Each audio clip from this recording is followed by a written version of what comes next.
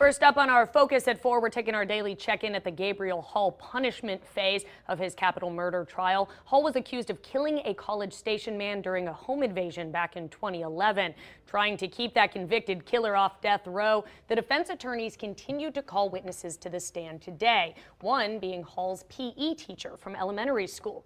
That teacher says he remembers Hall as a fun and enthusiastic kid, but not someone who had a lot of friends. Coming up on News 3 at 5, we'll hear more on those testimonies and if an officer who worked closely with Hall ever felt threatened by him while in jail. We'll have a live report from News 3's Brooke Wellborn, who is at the courthouse this afternoon, and how another one of Gabriel's siblings broke down while on the stand.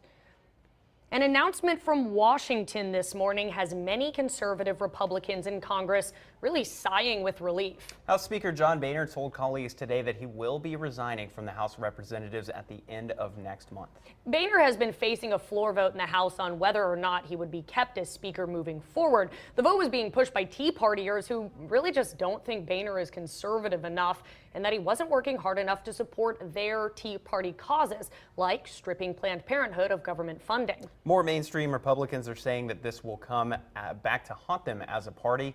Many are saying that this victory for the more right-wing conservatives will only divide the parties further. Yeah, but a lot of other people have good things to say about Boehner and his time as Speaker, but he's been coming out, kind of pointing out the good things he's done. Senate Majority Leader Mitch McConnell called Boehner an ally and friend who transformed the House GOP and that he showed grace under pressure. Senate Democratic Leader Harry Reid said Boehner did the best for his constituents and his country during his time as Speaker. House Democratic Leader Nancy Pelosi says Boehner's resignation is seismic and noted he faces many challenges in his own party. So strong words from a lot of people, but everybody, I guess, this is the time when you don't need to point out all the negatives of a person. He's stepping down. Apparently, this is what he thinks is right for his party and right for himself. So where do we go from here? I saw a little bit of video from his press conference, and one of the reporters addressed him and said, "You look really relieved to do this." And he started kind of singing a little bit. So I think that he's happy to have the stress off. Happy to have the stress off, and God, you got to be happy not to be going to that floor vote to have them put you out forcefully. Yeah. Pope Francis is continuing his U.S. tour today in New York, where this morning he addressed the United Nations and visited with families at the 9/11 memorial. And in a speech to the General Assembly, the Pope touched on a lot of issues from abortion to environmental protection. Pope Francis demanded respect for the sacredness of life during his speech, which pleased many conservatives in the General Assembly.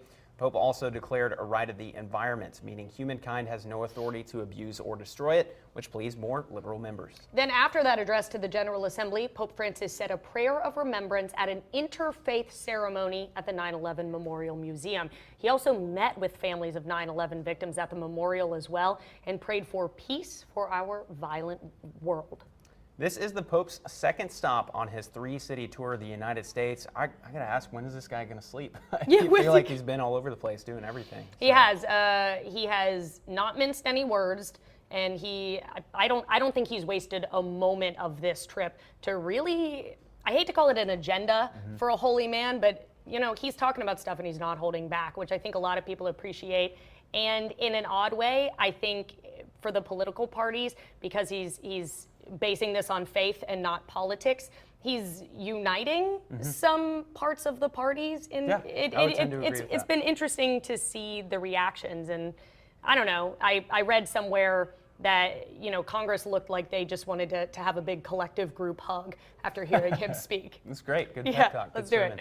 Hey, today is finally the day that the new iPhone 6s goes on sale, and a lot of consumers who waited in long lines have nothing but positive feedback. So now I feel really lame for having just this. Yeah, this I know. 6. Just the 6. Many people wait until their phone dies or is broken to upgrade. Some upgrade every other year with their contracts. Every 2 years, you're eligible for an upgrade. That's how it is for me. And here are many that jump at the chance to have the newest hardware every year. Yeah, but it really comes down to just what you're looking to get out of your phone. So for folks who are still trying to choose, we've got some of these new iPhone features that Apple users are raving about.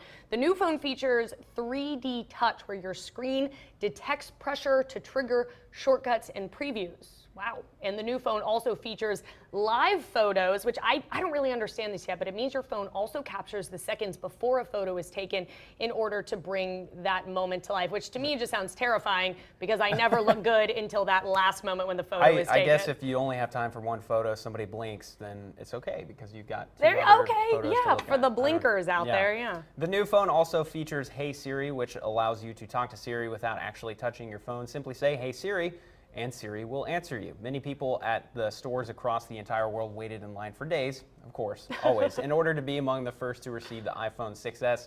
One woman in Australia even sent a robot in her place to virtually wait in line. No. Future is scary. No. To get the new iPhone 6s, she sent a robot to stand in her place. Actually, if a robot was going to do anything that had to do with, that makes sense. I would like to see the cashier in that exchange. That's trying to deal with a robot. Maybe the robot was rude. We'll check out the security footage for you. We'll try to get that. The general consensus, though, does seem to be that the iPhone 6s is a solid upgrade, which gives users a better iPhone experience than ever before. That's the idea. Maybe it does, but I am a little surprised that so far it's just been rave reviews, because I feel like usually somebody's got some problem. Right? Yeah. Because the 6 the problem was even just holding it. It was like too slippery. Oh, right. Which 95% of people that have them put your OtterBox on have it. a case, have an OtterBox, but then it's not slippery anymore. Yeah. Anyway, I'm not upgrading for a little while, so I'll have to go without live photos for now. Yeah. Hey, coming up on Free Music Friday.